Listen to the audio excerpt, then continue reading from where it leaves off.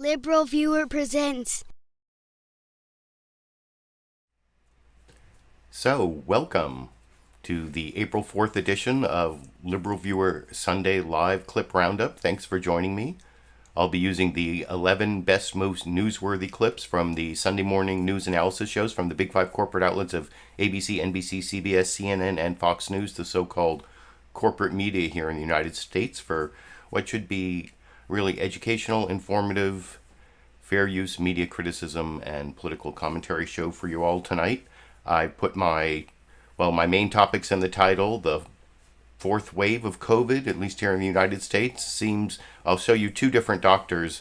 Dr. Michael Osterholm saying we basically are in the fourth wave, and then Dr. Scott Gottlieb saying it's not quite going to be a fourth wave, but it's kind of a spike, but whatever it is, it's bad news going on here for the coronavirus crisis in the United States. So that, I think, is the main topic, although the main topic covered by the big five corporate outlets was infrastructure week, I guess. That was kind of a big joke during the Trump administration, which you'll see mentioned in the news summaries. I have news summaries from all of the big five corporate outlets, and they cover various topics from the virus to infrastructure to the attack on the Capitol last Friday.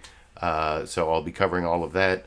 I have Bernie Sanders talking about infrastructure, Pete Buttigieg talking about infrastructure, as then I already told you about the two doctors arguing about whether we're in a fourth wave. I'll be telling you about the spike protein variant that causes certain mutations of the coronavirus to be less susceptible to immunity from vaccines or from people who have older versions of the virus. It's called the E484K variant, which I think might be the gene that creates the spike protein, but I haven't been able to verify that. But that is a question that Chuck Todd will ask Dr. Michael Osterholm about.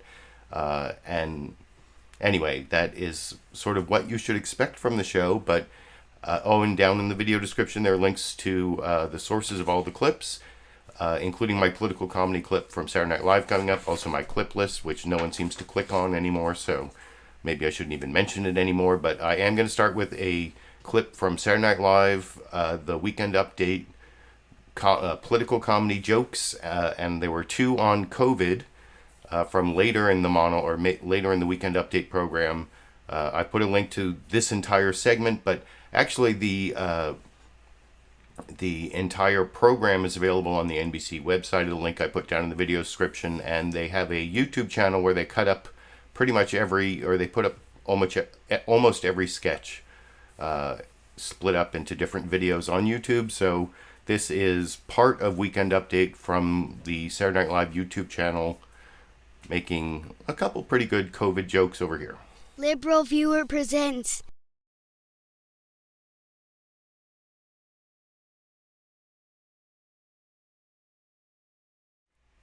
Okay, well, I obviously screwed that up, but here it is. 15 million doses of the Johnson & Johnson vaccine have been delayed following an ingredient mix-up at the factory. But the good news is now your shampoo might cure COVID. Pfizer also said that its COVID vaccine is safe and effective for teens aged 12 to 15. Well, that's a relief, said Matt Gaetz.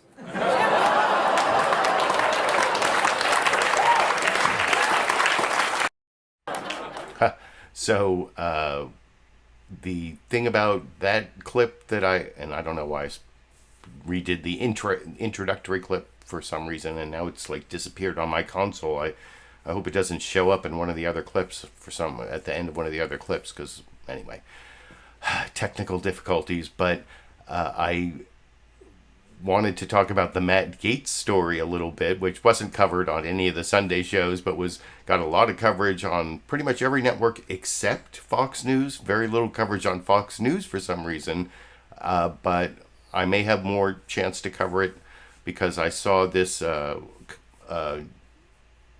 press release on Twitter earlier today. You can see it here. Somebody, a former Gates staffer, is going to talk about an FBI encounter at 11 a.m. Central Time in somewhere in Florida tomorrow. So I don't know if that's going to be something that implicates Matt Gaetz and more stuff, or maybe it's some sort of like exculpatory material about his whole story that he's being extorted. And I almost used the whole Matt Gaetz thing as my political comedy. The clip from Tucker Carlson earlier in the week was pretty crazy. And Pete Davidson did a Matt Gaetz impersonation at the beginning of Saturday Night Live. You can see that at links down in the video description. But I want to get to the news summaries. And like I said, the big story that I don't think there was enough coverage of the spike in COVID-19 cases, although I will show you clips. And it was covered to some extent on all the news programs. But like I said, they mostly focused on infrastructure and the probably longest, most detailed, and in a lot of ways best package of video comes after Chuck Todd does his introduction. Like every week he does a short live introduction and then goes to this pre-recorded video package that he narrates. There is one piece of, I talk about the corporate news media at the beginning of the program. Well, tell me, do you think it's corporate bias that when they talk about how Biden is paying for his $2.3 trillion infrastructure plan by raising the corporate tax rate from 21% up to 28%, which isn't as high as it was before Trump lowered it to 21% with the Republican Congress. But do you think it's corporate bias that when it goes up to 28, it like flashes red at 28 for a second? Because, we're talking about corporate tax rates. So if you're looking for corporate news media bias, of course, Xfinity, Comcast, NBC is a huge corporation. But I'll talk about the rest of the material in this news summary after we watch it together over here. Good Sunday morning, and a happy Easter, and a happy Passover. The backdrop of the current political fights on COVID, the economy, immigration, and voting rights is a country that's still on edge, despite rising optimism. Consider Friday alone. An attack on the U.S. Capitol left a police officer dead and another injured, shaking Washington's slow return to normalcy. The CDC announced vaccinated Americans can travel without testing or self-quarantine, but cases are rising, up in 31 states over the past 2 weeks. America's pastime, Major League Baseball declared Georgia's restrictive new voting law un-American, announcing it was moving the All-Star game and the draft out of Atlanta. And all week in a courtroom in Minneapolis, the nation watched the personal trauma of eyewitnesses forced to relive the violence of the final minutes of George Floyd's life. And it's perhaps because of this uncertain backdrop that Joe Biden officially declared the era of small government over by deciding to go big on infrastructure. Biden is hoping to drive a wedge between Republican elected officials and their voters, putting his political capital behind legislation that on paper is widely popular. The COVID relief plan had 70% support, and Americans in theory also favor infrastructure overhaul. 79% support a government overhaul of American roadways, railroads, bridges, and ports. And while Biden is going big on infrastructure, it's what he chose not to go big on. Think guns and immigration. That does reinforce this idea he's still a pragmatic politician at heart. But with Republican officials already seizing on the size of the plan and the tax increases that Democrats are proposing to pay for it, fighting for this popular infrastructure proposal may not be any easier than any other Washington fight he could choose to pick. It's big, yes. It's bold, yes. And we can get it done. President Biden rolling out the next phase of his economic plan this week in Pittsburgh. It's a once-in-a-generation investment in America, unlike anything we've seen or done. The president's proposal includes $620 billion for transportation infrastructure, at least $650 billion to expand broadband and invest in clean water and green energy, upgrading homes and schools. $400 billion for home and community-based care for the elderly and disabled, and $580 billion for research and workforce development.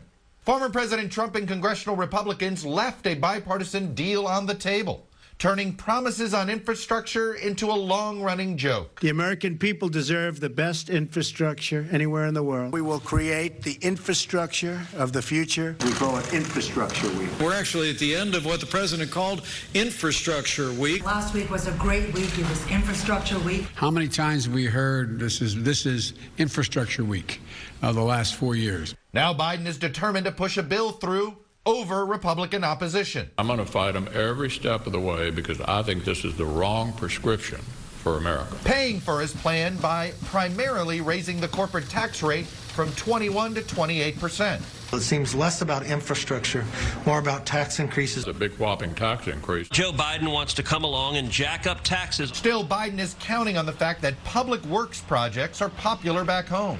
Despite their objections to the plan, some Republicans already appear to be promoting them. I was able to get some money in there specifically for the completion of Corridor H and the Appalachian Highway system. I can't imagine that somewhere in a multi-trillion-dollar bill there wouldn't be money for the Brent Spence Bridge. Like President Obama a decade ago, Mr. Boehner, Mr. McConnell, help us rebuild this bridge. This week, Biden's cabinet members are heading out on a road show to make his case. I think the Republicans' voters are going to have a lot to say about whether we get a lot of this done. While most Democrats are praising the president, some have concern. I'm going to be sensitive to any tax increases that hurt the families in my district. And it's not clear whether the White House can unite progressives and moderates around the plan. We need to go way higher. We can do 10 trillion. To get on to reconciliation, you have to vote to proceed. I have told them I will not vote to proceed until we try. You believe that you can get 10 Republicans on an infrastructure bill? I sure do.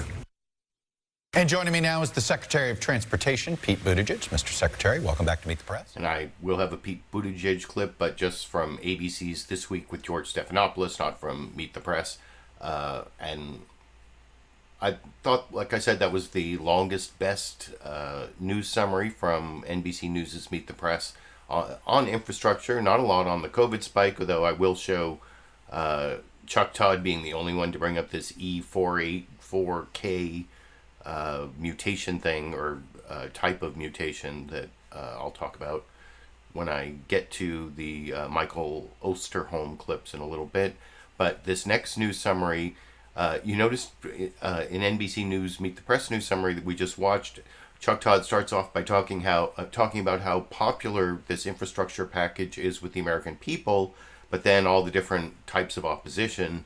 There was the AOC clip, there was the Joe Manchin clip, as two different parts of the Democratic Party wanting different things out of the infrastructure bill.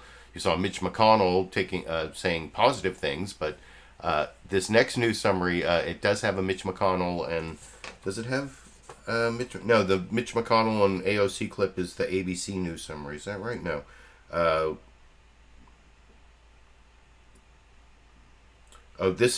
The point I was trying to make about the Fox News summary coming up, just sorry, I was looking at my notes, is that it has all the things about the strong opposition between, more progressive Democrats, more moderate Democrats, and then Republicans all have different reasons to oppose the bill, but never mentions the part about how popular the bill itself is with the American people. It's Chris Wallace, then handing it over to Mark Meredith. Also not really talking about the COVID spike, although you'll see Michael Osterholm. I have a very long clip of him talking to Chris Wallace about why we shouldn't be opening things up as fast as we are, which you don't hear a lot on Fox News, but I'll talk about that later, and I'll talk about this clip a little more after we watch together over here. Hello again, and happy Easter from Fox News in Washington. What President Biden calls a once-in-a-generation spending plan faces big challenges on Capitol Hill. Republicans call the president's proposal a Trojan horse, hiding liberal social programs and massive tax hikes. Progressives say the $2 trillion plan is too small, and moderates have their own demands.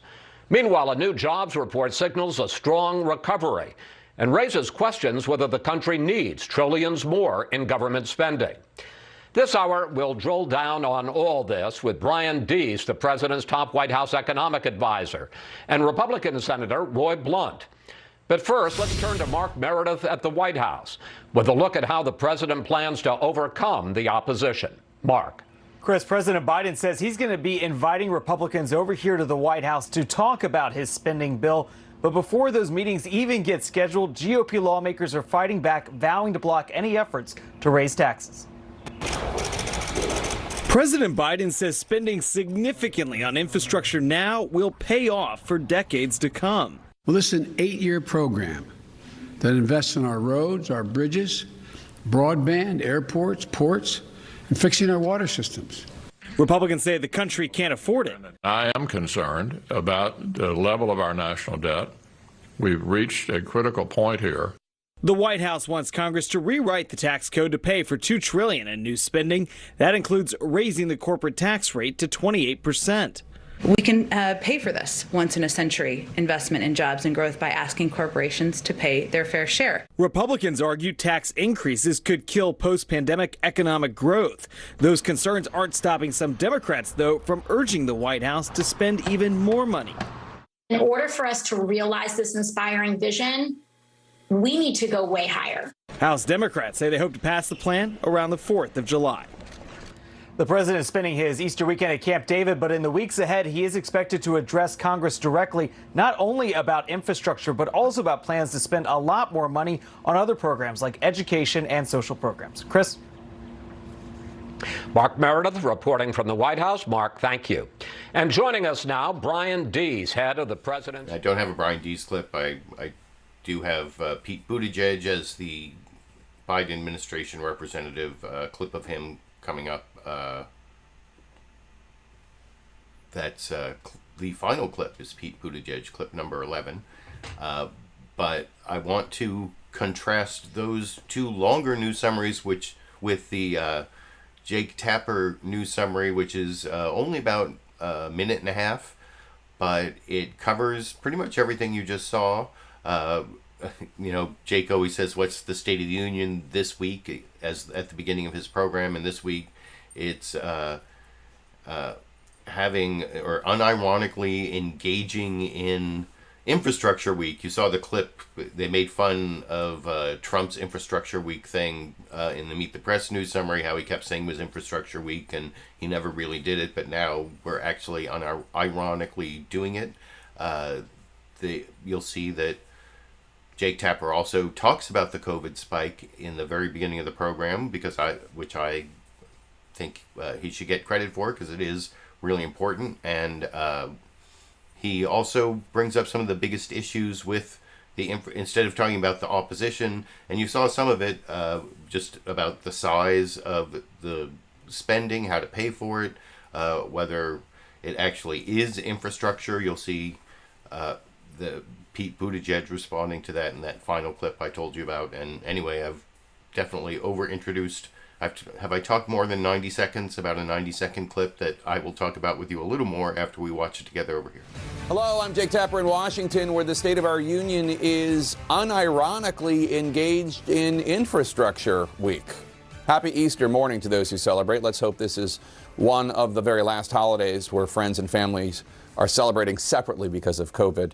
One by one, Americans are receiving our vaccines, with a new record this weekend of 4 million shots administered in just 24 hours. That good news, unfortunately, tempered by warnings from the Biden administration that cases are indeed rising again, and an exhausted nation may be headed for another spike. But as more states open up and the economy continues to rebound, President Biden is taking on a new challenge as well, a massive infrastructure proposal to fix America's crumbling roads and bridges, shift to greener energy, and ultimately to reshape the American economy to the tune of $2.3 trillion. In addition to traditional infrastructure projects such as roads, bridges, airports, waterways, Biden's plan includes progressive priorities such as boosting the manufacturing of electronic vehicles, expanding long-term care solutions, and overhauling aging schools. Biden would pay for the bill, which he hopes will receive bipartisan support in Congress, by hiking the corporate tax rate to 28% and raising other corporate taxes. Joining us now to discuss the proposal, Energy Secretary Jennifer Granholm. Madam Secretary, thanks. And I don't have a Jennifer Granholm clip. have a Bernie Sanders clip from Jake Tapper coming up, talking about infrastructure and whether he's happy with some of the progressive things that aren't in there yet. That's clip number 10. Those will be the two Democrats talking about the infrastructure bill. But I want to get to this second to last news summary. I think, like I said, I overanalyzed the State of the Union clip before I showed it.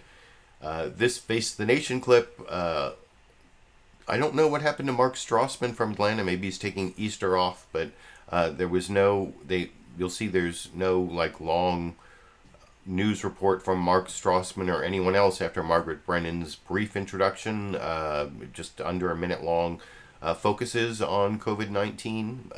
I've talked about how CBS has been the most focused on COVID-19, and they actually looked at the inequities in how vaccines and healthcare. Well, I'll talk about the clip a little more after we watch together over here. Good morning and welcome to Face the Nation.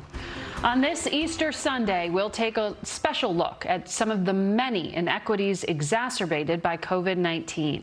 We begin with the virus itself. Last week, CDC Director Dr. Rochelle Walensky spoke about her fear of impending doom and pleaded with Americans to just hold on a little longer.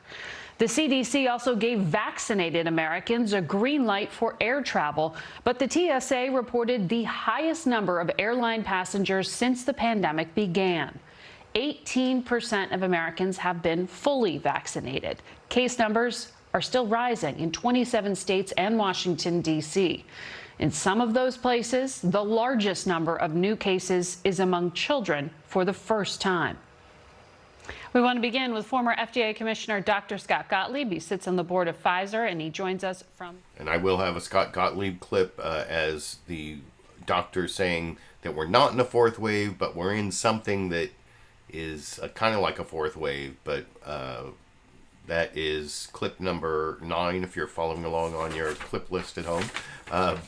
But I said I thought the CNN State of the Union news summary was the best overall summary of the various stories, including infrastructure.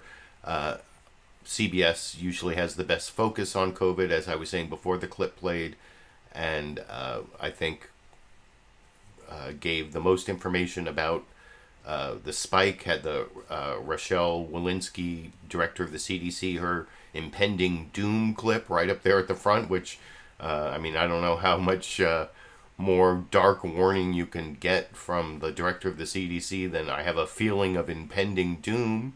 That's one of the reasons I decided to title my video COVID fourth wave with the crying face emoji or whatever, because it's sad. It seems in the immortal words of former President George W. Bush, fool me once, shame on you. Fool me twice, won't get fooled again. I believe that's almost an exact quote. But the point is, every time we have one of these spikes, when things get locked down and people are more conscientious about mask wearing, especially in the areas with the high number of cases and hospitalizations and deaths, when it starts to go down, people relax and they how stupid do you have to be not to remember what happened in the last 3 waves to have a fourth wave? Or, I don't know. Is stupid the right word? I know people are tired. I know, people are human. And the thing is, there are a lot of people, you saw they were talking about how children are now especially susceptible to this latest wave, and that'll come up in the news summaries, in the newsmaker interviews with Michael Osterholm that I'm going to show after this next clip. This is the ABC This Week with George Stephanopoulos news summary, which focuses on the Good Friday attack on the Capitol for some reason. This is one of the weird corporate news media biases that they have when they have an exclusive guest, and you'll see who the exclusive guest is at the end of this 45-second news summary at the beginning of ABC's This Week. Not really about infrastructure or COVID, mostly about the Capitol attack on Friday over here. Good morning and welcome to This Week on this Easter Sunday. A quiet Good Friday in Washington was shattered this week by the second attack on the Capitol in 3 months. A troubled follower of the Nation of Islam rammed his vehicle into the North Barricade, ran towards officers with a knife before police shot him dead. And this morning, flags at the Capitol and the White House are flying at half-staff to honor Officer William Billy Evans, an 18-year veteran of the U.S. Capitol Police who lost his life defending that seat of our democracy. All this has prompted renewed questions about how to secure the Capitol. So we begin this morning with retired General Russell Honore, who led the task force appointed to review security in the wake of the January 6th siege. General Honore, thanks for joining us again. So yeah, they have General Russell Honore there, who just did a analysis of the January 6th Capitol attack. And because they have him as the exclusive guest, they make the Friday attack on the Capitol the top story when, I don't know, it really shouldn't be the top story. I think you saw infrastructure, COVID-19, a couple other things going on, but that one, I mean, there was the death of a Capitol police officer. That's another corporate media bias is being pro-police, but I don't see any harm but is that the biggest news of the week? You can let me know what you think down in the comment section. And I say the biggest news of the week is this fourth wave of COVID that I can't believe it's happening. Even though vaccinations are going up, travel numbers are going up. You saw the spring break stuff, and you're going to see what I was talking about with children. This next clip is the longest clip. It's like almost 7 minutes. I wanted to criticize Chris Wallace's interviewing. I mean, first I want to praise him for getting all this information on Fox News, where there's so many COVID deniers watching, at least the network as a whole. But he seems so skeptical, and especially about shutdowns. That's definitely the Fox News line that they're, nothing is worse than a shutdown. Doesn't matter how many people die. Almost was like the Trump administration line on that he, as long as the stock market was good, 500,000 whatever deaths, it's pretty bad. But the next clip, like I said, is I think the strongest evidence for my title, COVID fourth wave, and it's really bad news. It's something that I've been covering for the last several weeks. Every week, usually like at the end of the program, I pointed out that this looked like it was happening. Remember Anthony Fauci weeks ago saying we were plateauing at a very high level. It was like 70,000 cases a day, then down to 50,000 cases a day, and now we're up. Cases are up. And, well, anyway, I don't believe me. Believe Dr. Michael Osterholm from he's University of Minnesota. I think you'll see maybe Chris Wallace gives his credentials at the beginning of this interview clip that I will talk about with you a little more after watching. They're facts, but they're depressing. Watching those depressing facts together over here. Even as millions of Americans get vaccinated and governors move to relax restrictions, the Biden administration sounded new warnings about COVID this week, saying the country is letting down its guard too soon. Joining us now, Dr. Michael Osterholm, director of the Center for Infectious Disease Research and Policy at the University of Minnesota. I want to start with a dramatic warning this week from the head of the CDC, Dr. Rochelle Walensky. Here she is. I'm going to reflect on the recurring feeling I have of impending doom. We have so much to look forward to, so much promise and potential of where we are, and so much reason for hope. But right now, I'm scared. Doctor, was that an overreaction? How serious is the situation we're in right now with the virus? And how close are we to a fourth wave? Well, first of all, Dr. Walensky was being a truth teller. What she said is exactly right scientifically, and what we're doing in terms of our response to this virus is, in fact, a major challenge right now. So I congratulate her for her honesty with the public. We are the only country in the world right now experiencing this increasing number of cases due to this variant, and at the same time opening up, not closing down. And the two basically are going to collide, and we are going to see substantially increased number of cases. If I think anyone in Michigan had thought that they would see 8,400 new cases on Saturday like they did, no one would have believed that a month ago. I want to talk to you about that because we are seeing a 19% increase in cases over 2 weeks ago, and cases are going up in 24 states. Here is President Biden this week. I'm reiterating my call for every governor, mayor, and local leader to maintain and reinstate the mask mandate. Please, this is not politics. Reinstate the mandate if you let it down. But, Doctor, the places that we're seeing the biggest spikes right now, you pointed out Michigan, in the Northeast, are not the places that have relaxed mask mandates and relaxed lockdowns the most, states like Texas. So what's the correlation between lockdowns and new cases? Because they don't seem to correlate. Actually, there's really a very good explanation for this. If you look at the history of this pandemic and start way back last April when we saw a house on fire in New York and other cities around the country, and then follow that from then to Memorial Day when the upper Midwest had a big increase in cases, that dropped, and then the South, basically from Southern California to Georgia, had a big increase in cases in July, 70,000 cases a day. That dropped, and then we saw another big surge of cases in the upper Midwest and the Northeast in that time period around November, where we got to 200,000 cases, and then those numbers dropped. And then the South lit up again from Southern California to Georgia in January, and we got to 300,000 cases. We seem to be in a cycle of regional activity, and right now the upper Midwest is lighting up with the Northeast, and it won't be long before the rest of the country will be following behind.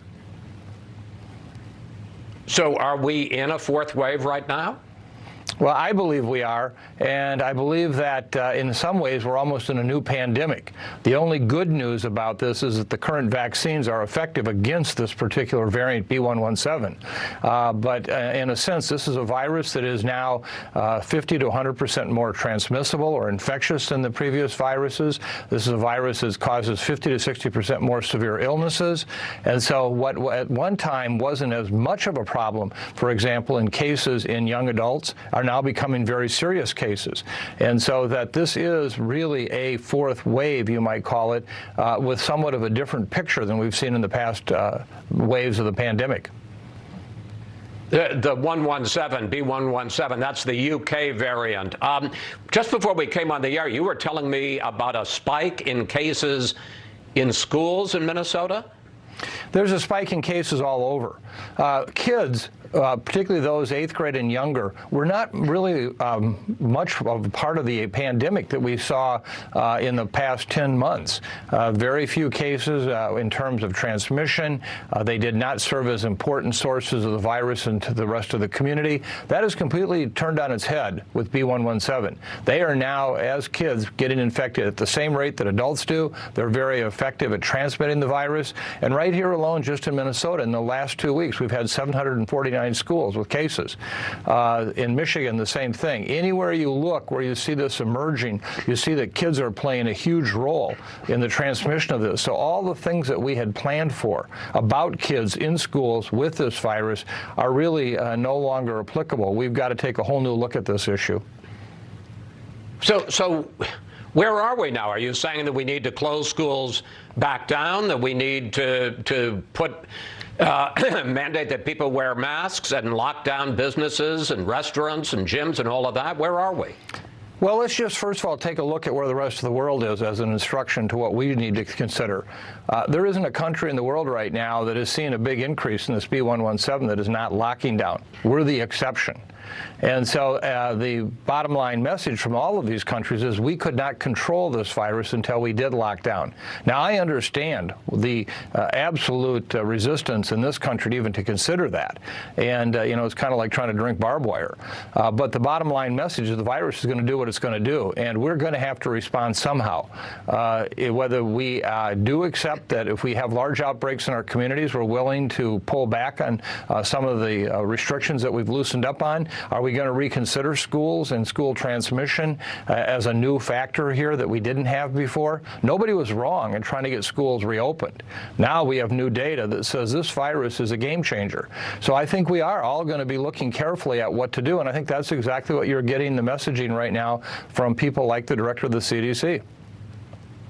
Yeah, but let me pick up on that. So there's more to the interview. You can watch all of Fox News Sunday. It'll link down in the video description, but you saw there that Chris Wallace was, in some way, even though he showed the Rochelle Walensky clip at the beginning about the impending doom, and his follow-up question there is about mixed messages from the CDC about who can travel, whether vaccinated people can travel, but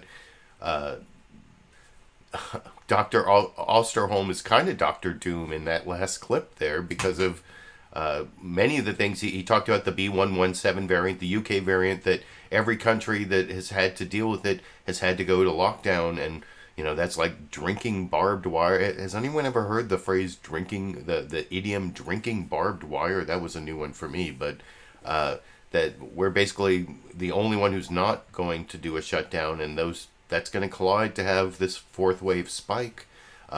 And also that it's affecting kids like under 8th grade.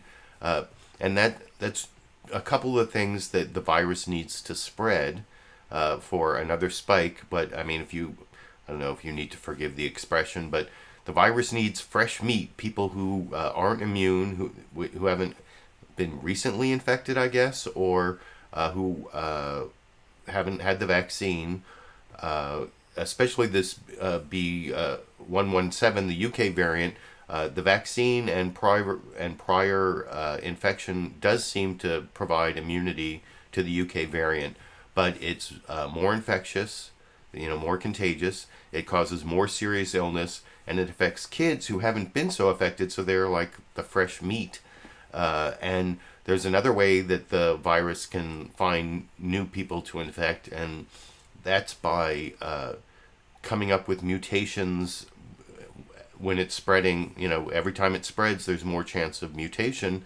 And one of the mutations, I guess, is called the EEK. You'll see in this next clip. Chuck Todd basically got all the information you saw that Chris Wallace got, but he also knew about this whole EEK mutation, which is actually E484K mutation, which I think might be, I was talking about this earlier, might be the gene that causes the that creates the spike protein. That if you look at my thumbnail, those little spiky things on the outside of the picture around the sphere that you always see when you see COVID-19, that protein, I believe, is created by this gene E484K. I think that's what that number stands for. And so various mutations, especially the South African one, but some other ones around that have been seen, if that protein is mutated, the vaccines don't work as well, previous infection doesn't work as well, so that provides more fresh meat, I guess, for the virus to infect. And that's the other bad news that you got on Meet the Press in this other Michael Osterholm clip. This epidemiologist from the University of Minnesota, and you heard his credentials in the Fox News Sunday clip. Well, here he is on Meet the Press talking about, well, he calls it ick, I think. Chuck Todd calls it the EEK variant, or mutation within a mutation, but I think I kind of described it. I did some research after seeing this clip. I even saw this British reporting on this, and they were saying it was EEK or ERIC. Some of them were calling it the ERIC mutation, but it's E484K. Michael Osterholm talking about it. I'll talk about it with you a little more after we watched together over here. Our vaccines do work against it. I want to ask you about a mutation within these mutations. It's, I guess, nicknamed the EEC mutation. And it's I guess it's less like a variant, and it seems to be it's a calling card of these more virulent, I guess more intense variants here. How concerned are you that this will be that will get around our vaccines? Well, I'm concerned about all the variants. Before November, we really didn't understand that this virus would mutate as it does, and that in terms of its mutations, it can do one of three things. One, it can be much more infectious. Two, it can cause more severe illnesses. Or three, in some instances, it can actually evade the immune protection from the vaccine or from having previously been infected. The IC that you're talking about, that particular variant addition, is one that does evade the protection of the vaccine or natural infection. Not totally, but it surely compromises them. We're very worried about this. But Chuck, I'm even more worried about what's coming down the pike over the next several years. Right now, if you look at the vaccine distribution around the world, 10 countries have received about 80% of the vaccine. 30 countries have not even seen a drop of it. If we continue to see this virus spread throughout the low and middle income countries unfettered, they're going to spit out variants over the course of the next years that in each and every instance could challenge our vaccines. This is why we need not only a U.S. response, but we need a global response to get as many people in low and middle income countries vaccinated so we don't risk the actual capability of our own vaccines right here. Now, this is about vaccine security with these new variants. How are we going to live our lives for the next year? And yeah, so there you see the variants that I was talking about that have this spike protein change, the EEC or IC or ERIC or, you know, whatever. It makes me think of that old Monty Python sketch. I'd like to get a license for my pet virus, Eric, or whatever. What is the thing? That's not a dog. That's not a cat license. It's a dog license with the word cat crossed out and the word dog with the word dog crossed out and the word cat written in crayon. Or anyway, sorry, Monty Python fan, but I guess I don't remember the lines as well as I used to. But I guess this mutation that makes the COVID-19 virus, the new version of it, that the vaccines and prior infection give you less immunity, that is scary. And then also what Dr. Osterholm was talking about at the end there, about how vaccines are really going mainly to 10 countries and it's still spreading in a lot of places. Like the number of cases around the world are actually going up, and the more it spreads, the more these mutations occur that, as Dr. Osterholm said, are going to challenge our vaccines and our natural immunity, creating more and more fresh meat for the virus, like I was talking about before. And this all together is basically my refutation of what Dr. Scott Gottlieb is going to say in this next clip on CBS News' Face the Nation. I mean, he used to be the head of the FDA under the Trump administration. He's on the board of Pfizer. He's, you know, definitely said a lot of smart things about the COVID-19 crisis in the last year on Face the Nation, but he says that there are enough people who have already been infected and enough people who have been vaccinated that it's going to stop this fourth wave from happening. And I just think that he's overestimating.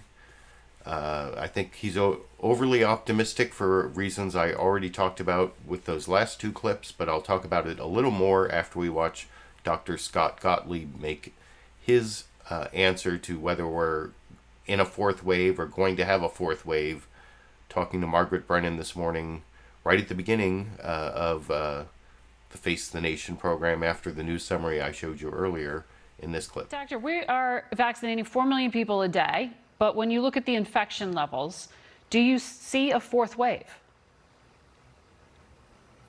I don't think it's going to be a true fourth wave. I think we've probably delayed the point at which we can get this behind us for the summer, but we haven't forestalled that opportunity. I think with the rate of vaccination that we're having right now, we're vaccinating, as you said, 4 million people a day. I think that's probably going to reach 5 million people a day.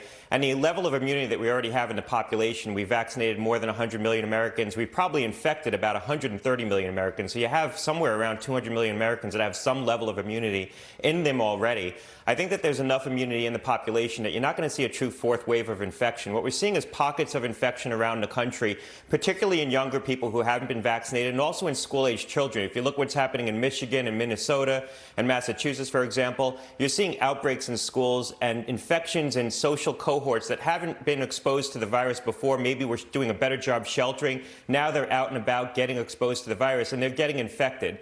So the infection is changing its contours in terms of who's being stricken by it right now. You had long. So at least Dr. Gottlieb and Dr. Osterholm both agree that young people who weren't getting infected before are getting infected now. You heard his argument as to why it's not going to be a true fourth wave because we're not quite at herd immunity, but there are enough immune people. But I hope that's true. You can let me know what you think down in the comment section. And now I'm going to move on to the final two news clips that I promised on the infrastructure topic. It's finally really infrastructure week. And I'm going to give you Bernie Sanders and Pete Buttigieg. Bernie Sanders is chair of the Senate Finance Committee. So he has a lot to say about what's going to be in the bill. And here's Jake Tapper pointing out to him all the progressive wish list items that aren't in the bill. And Bernie Sanders, I think, gives a good response that I will talk about with you. And for my longtime viewers, you know that in the last two presidential election primaries, I voted for Bernie Sanders here in California, though I did end up voting for Hillary Clinton and Joe Biden in 2016 and 2020, respectively. But in the California primaries those years, I voted for Bernie Sanders. So I am a Bernie Sanders fan. I wouldn't call myself a Bernie bro. I think that's kind of a pejorative term. And I'm not like out on the internet attacking whatever. I made a video when I voted for Bernie Sanders talking about how I actually started off supporting Elizabeth Warren, and then I don't know why those factions were like hating on each other. But anyway, that's just to preface my Bernie Sanders clip talking about Infrastructure Week. Over here. Over to you. President Biden's plan includes a proposed corporate tax rate increase that's half the increase of what you've called for. It does not include a new tax on wealth, which you also support. And although it does contain measures to combat climate change, it is a fraction of the size of the Green New Deal. Now, Biden calls the plan bold, but it clearly doesn't go as far as a President Sanders plan would have. Is this plan bold enough for you? Well, I think it's a serious proposal dealing with some of the serious crises that we face. I think every American understands that our infrastructure, our roads and our bridges, water systems, wastewater plants are falling apart, and we can create millions of jobs rebuilding them. I think the vast majority of the American people understand that climate change is an existential threat to the planet. We can create millions more jobs at good wages, rebuilding, transforming our energy system away from fossil fuel to energy efficiency and sustainable energy. I think also most Americans know that we have a major housing crisis, and that's not only 500,000 people who are homeless today, it is 19 million households that are spending 50% of their limited incomes on housing. Mm-hmm. All of those issues are dealt with in the president's plan. What you're going to see right now, Jake, is that Congress is going to take a hard look at that plan. I think that, for example, as you indicated in terms of climate, we're probably going to want to put more money into that area. I think there's a lot of work that has to be done in terms of healthcare, the high cost of prescription drugs, making our colleges affordable for young people and dealing with student debt. So right now, I think in an unprecedented moment, the president has given us a serious proposal a lot more work has to be done in that regard. So do you think that things that one could argue are important but not necessarily part of an infrastructure package, such as dealing with college debt, you think that that should be part of the bill? Well, you know, it depends on what you call infrastructure. Roads and bridges and tunnels are infrastructure. But I think many of us see a crisis in human infrastructure. When a working class family can't find good quality, affordable child care, that's human infrastructure. One of the areas that I am working on right now is the need to expand Medicare in order to provide dental care and hearing aids and eyeglasses for millions and millions of seniors who need these services but can't afford it. Is that infrastructure? I think it is. Look, Jake, the truth is, in so many ways, we are behind many other countries throughout the world in providing for working families and the elderly and the children.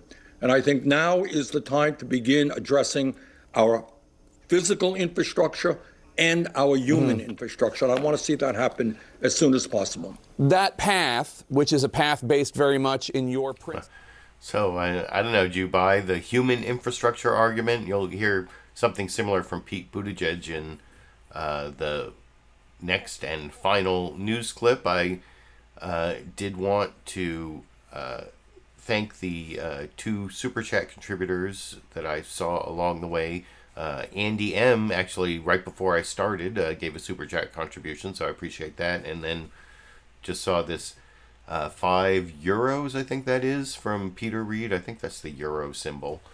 I don't even know how much a euro is worth, but thank you, Peter, for that. I saw people discussing the member badge. If you want a member badge on your comments, that you can click the join button below the video. Actually, the best way to support my videos financially, if that's something you want to do, is by becoming a monthly patron on Patreon. You can also make direct PayPal contributions at a link down in the video description. At the $5 level, I give out these hashtag LiberalViewer weatherproof vinyl stickers. And I have a sorry, the $10 level, I give out the sticker and this ACLU Constitution. Sorry, I had to get my ACLU Constitution over there. So if anyone's interested in that, I should be continuing these live streams for at least the next few months, and then I will be talking to all my Patreon patrons and other supporters about what the next step will be for the Liberal Viewer channel after May. Maybe something else during the week, or anyway. Maybe I'll cover like criminal trials, like maybe I'll cover the Trump trial and the Matt Gaetz trial. I even thought of covering the Derek Chauvin trial. I've been watching a lot of that this week. As a former criminal defense attorney, I have some thoughts about that, but that would be different than doing the Sunday morning news analysis shows. But anyway, I went off on like a huge tangent there, and I wanted to get to the final news clip. This is Pete Buttigieg, kind of trying to expand the definition of infrastructure, as you heard from Bernie Sanders in that last clip, and then also talking about whether the whole thing's going to be bipartisan or not in the final news clip before the bonus Dash and Sandy or Dandy clip at the end for the Dash and Sandy, Dash the cat and Sandy the dog fans out there. But first, Pete Buttigieg, Secretary of Transportation in the Biden administration, talks about infrastructure. After an introduction, this is ABC's This Week with George Stephanopoulos, where they contrast Alexandria Ocasio-Cortez saying that it actually, instead of 2.3 trillion, it should be like 10 trillion. And then Mitch McConnell saying, no way, no how are we going to have infrastructure at all. And that's the intro to the Pete Buttigieg interview clip that I will end the show with, except for the Dash and Sandy fans. over here. If we're looking at ideals and what we think is the actual investment that can create tens of millions of good union jobs in this country, that can shore up our healthcare, our infrastructure, our housing, we're talking about realistically $10 trillion over 10 years. The last thing the economy needs right now is a big whopping tax increase on all the productive sections of our economy. I'm going to fight them every step of the way because I think this is the wrong prescription for America. Debate is joined on President Biden's infrastructure bill. We just heard from Senator Roy Blunt of Missouri. Now we're joined by one of the cabinet members leading the charge for this bill, Transportation Secretary Pete Buttigieg. Secretary Buttigieg, thanks for joining us this morning. You just heard Senator Blunt right there said if you really focused on core infrastructure, you might have a chance of passing this. And it is true that only about 5% of this bill goes for traditional roads and bridges. You've got 20% caregiving for the elderly, about 13% for investments in like the Green New Deal. So why not focus on that traditional core infrastructure? Well, let's be clear. There's a lot more than roads and bridges that are part of infrastructure. I heard the governor of South Dakota recently saying this is an infrastructure. It's got money for pipes. Well, we believe that pipes are infrastructure because you need water to live. And too many families now live with the threat of lead poisoning. That's absolutely infrastructure. You talk about roads and bridges, but also airports and ports. We need to make sure that we have broadband. I know that traditionally the internet wasn't considered infrastructure because in the Eisenhower years, of course, it didn't exist. But infrastructure investment has to include looking to the future. Railroads seemed futuristic, and then we actually built them. Now they're considered traditional infrastructure. You could say the same about highways. And I've got a lot of respect for Senator Blunt, but I'm going to work to try to persuade him that electric vehicle charging infrastructure is absolutely a core part of how Americans are going to need to get around in the future, and not the distant, far-off future, but right now. I know you're going to work hard to persuade him. Didn't get any Republicans, though, on the original relief bill. Is it a realistic prospect to expect Republicans are going to come around now? I think it can be. I'm having a lot of conversations with Republicans in the House and Senate who have been wanting to do something big on infrastructure for years. We may not agree about every piece of it, but this is one area where the American people absolutely want to see us get it done, where members on both sides of the aisle have been talking about getting it done for a long time. And in my view, this is a once-in-a-lifetime moment. I don't think in the next 50 years we're going to see another time when we have this combination of a demonstrated need, bipartisan interest, widespread impatience, and a very supportive president who is committed, by the way, not just to the infrastructure itself, but to the jobs we're going to create. An independent analysis by economists earlier last week said that this will lead to 19 million jobs. And one of the most interesting things is that a lot of the research is also saying that the majority of those jobs will not require a college degree. That's critically important because of all of the changes that are already happening to labor and to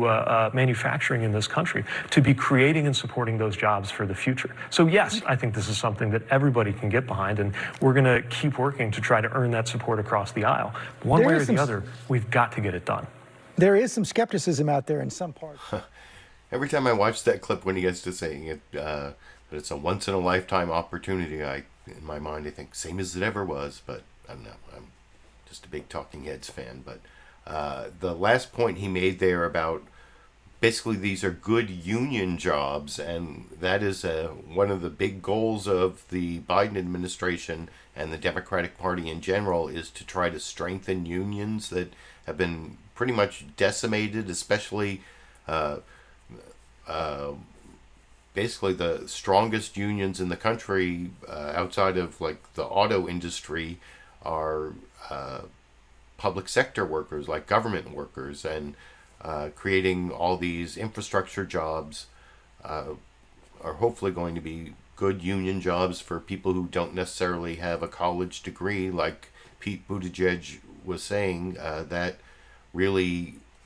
is where the Biden campaign beat the Trump campaign in those key Midwestern states where it's the working class people who make the difference or whatever. So Biden is doing what Trump never did, which is trying to expand his base. He's trying to reach out to more voters trying to get, pass things that are politically popular. Unlike Trump, never did that. He's never had the approval ratings that Biden currently has and has throughout his presidency so far. So we'll see how this infrastructure thing goes. It's an important topic. I just thought the coming COVID fourth wave is a more important topic, and this infrastructure bill is going to be around for a while, and it's going to be followed by some of those progressive agenda items that Bernie Sanders was talking about with Jake Tapper earlier.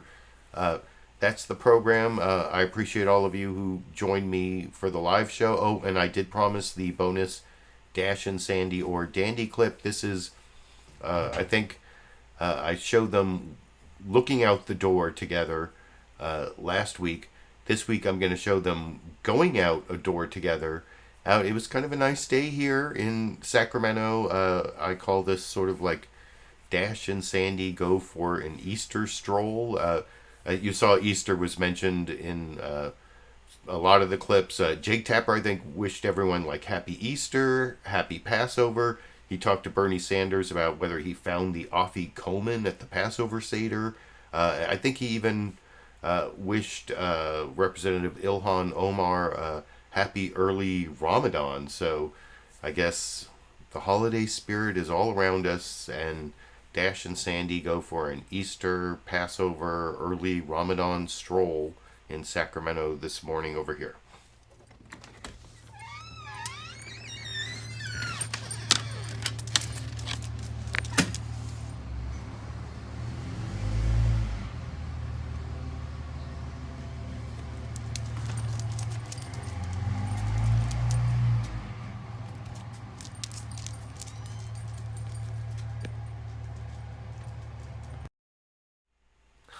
And that's it. Thanks, Tom Trask, for that last-minute Super Chat contribution I saw there. And I see some... maybe I did the show earlier, maybe because it's Easter or Passover or early Ramadan or whatever. Some people are showing up late, but I guess you can watch the replay. And I will be back next week and every week, at least for a couple more months. And like I said, there might be some transition. Who knows exactly... Sunday show, Monday show, criminal trial, using someone use my expertise to comment on legal news, or who knows. But anyway, I appreciate all of you who showed up for the live show, my recorded show viewers, people who give me a thumbs up, subscribe to the channel, post supportive comments, all of that. And I guess until next Sunday, or until I have some other reason to upload a video, I will be seeing all of you around the internet.